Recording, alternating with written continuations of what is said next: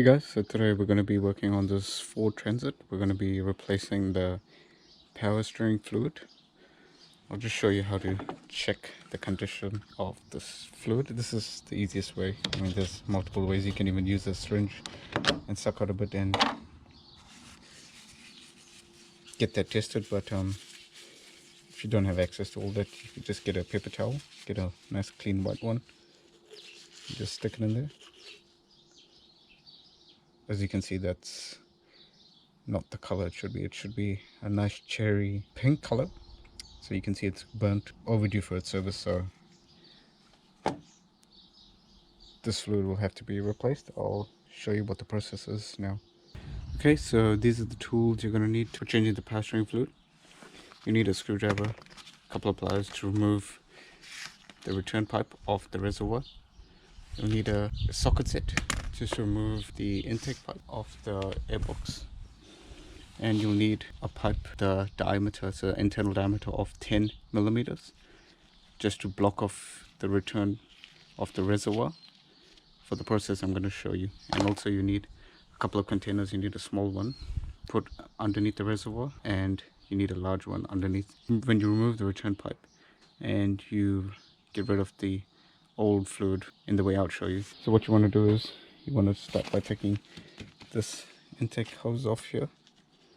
It's 8 mm.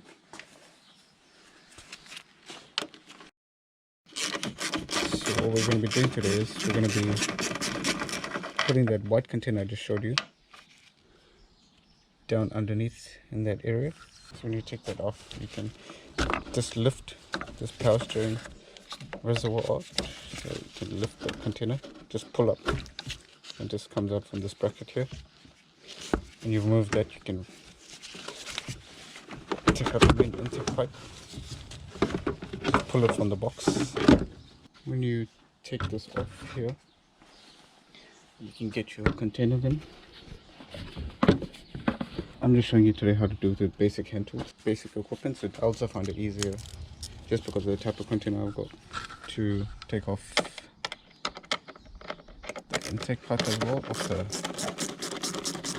airbox. Just gives you that much more room.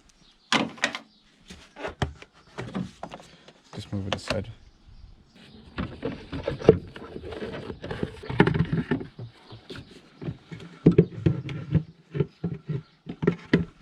Also like to place a cloth around the chassis rail. Sometimes fluid does drip out where it's not supposed to. It's just easier to clean up afterwards. Okay, so now what you want to do is you want to remove the smaller pipe. This is the return pipe. This is the main supply line to the pump. So I just call it the high pressure line, and this is your return line. If the clamp is badly rusted, spray some WD-40 or similar lubricant just to free it up.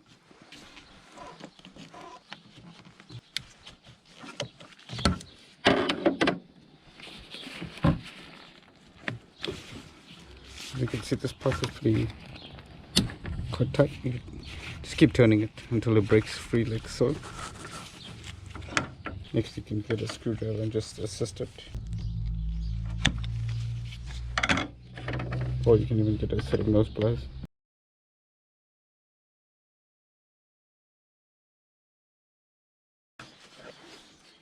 Get ready to catch it. When the pipe is nearly at the end, you can just pull it out by hand.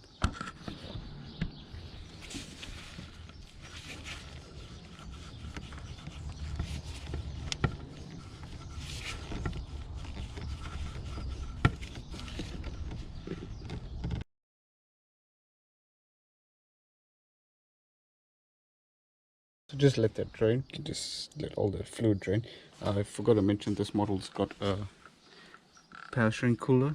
I don't know if you can see that there.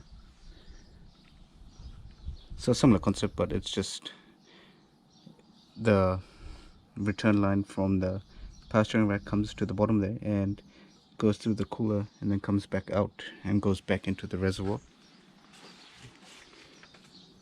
So this will take a little bit more fluid. So this is the next step. Now you want to take your pipe that I showed you, and you want to put it here at the bottom. It should be a nice tight fitting pipe, so you don't have to clamp it or anything. because you're going to be filling up the reservoir now with fresh fluid. If you had taken off the intake pipe, make sure you put it back in now, because we'll be starting the vehicle just briefly.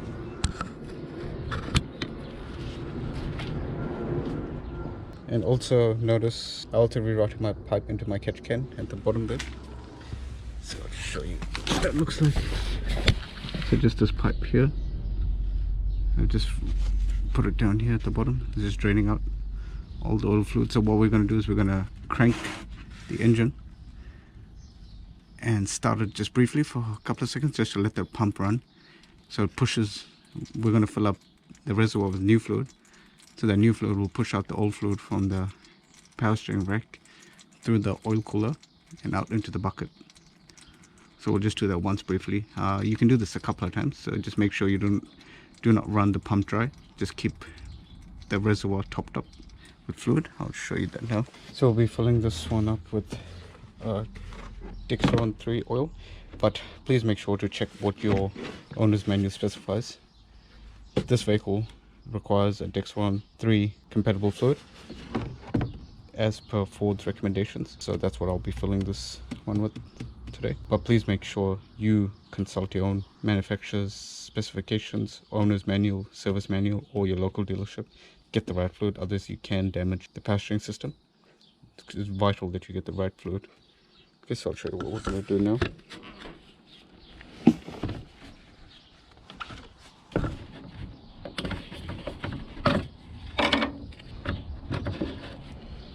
You can secure it back in here, just so it's stable. Make sure your pipe is still in there at the bottom.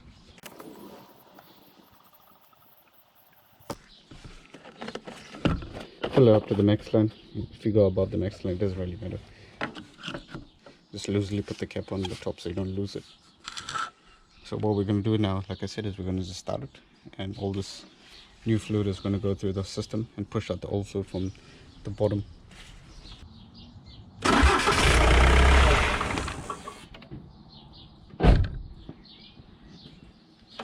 See how I just briefly cranked it and just let it run for just about a second or two.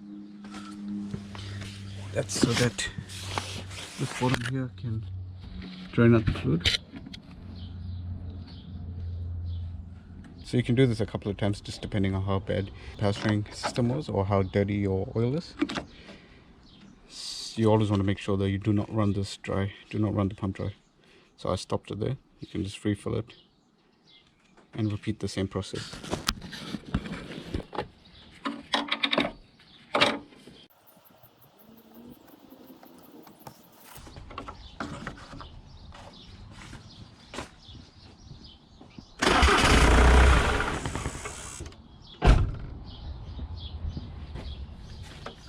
Okay, it's as simple as that. So now bring up the pipe.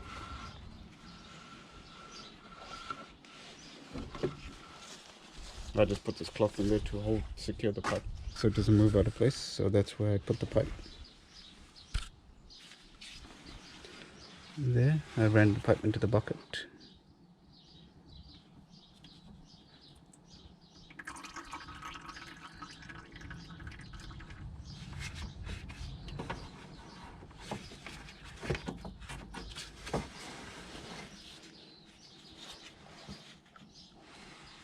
Bring it to the top here, and there will be fluid in this pipe here, plus there's a little bit of fluid left here, so you have to be quick in changing the pipes over.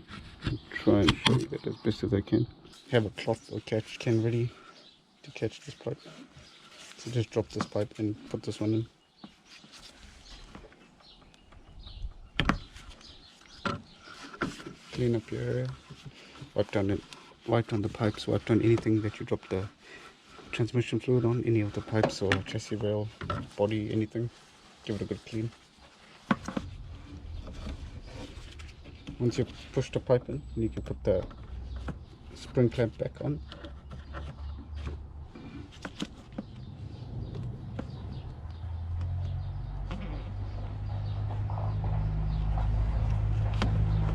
Make sure it's nice and secure, and top it up to the max line.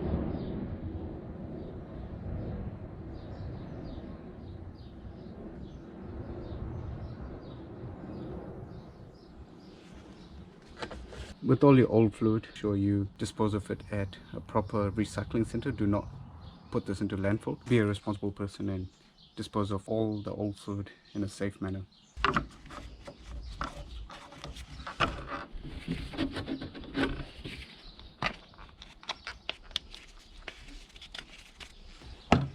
Be sure not to forget your intake pipe again.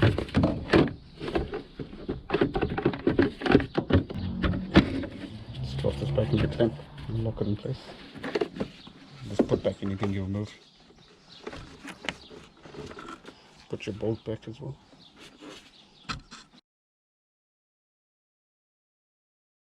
Don't forget to tighten your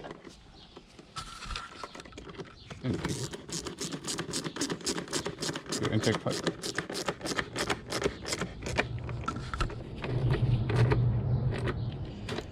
When all that's done, now we need to bleed the system. What you basically need to do is move the wheel, turn the wheel lock to remove any air. At this point you want to just leave the cap loosely put on or take it off. So when everything is buttoned up here and your power steering fluid is filled to the top, all your pipes and everything are tightened down. This is a little tip that I can give you. Just with a couple of pieces of cardboard, slot them under the wheel so when you turn it from lock to lock, it doesn't wear out your tire. Just my little tip. A lot quicker doing it this way.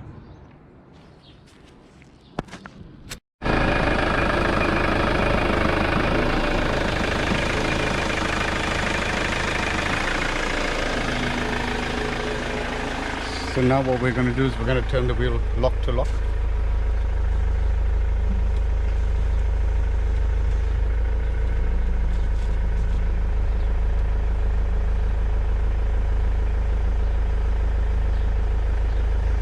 Just keep repeating this process. So keep repeating this process until you can see it, there's no air bubbles in there.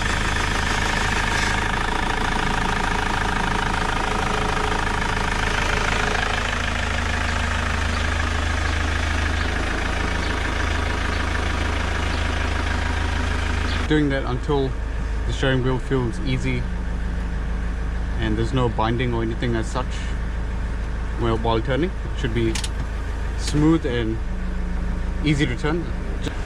Just repeat this a couple of times and just keep checking the fluid periodically just to make sure you don't run it out. Make sure you don't run it dry.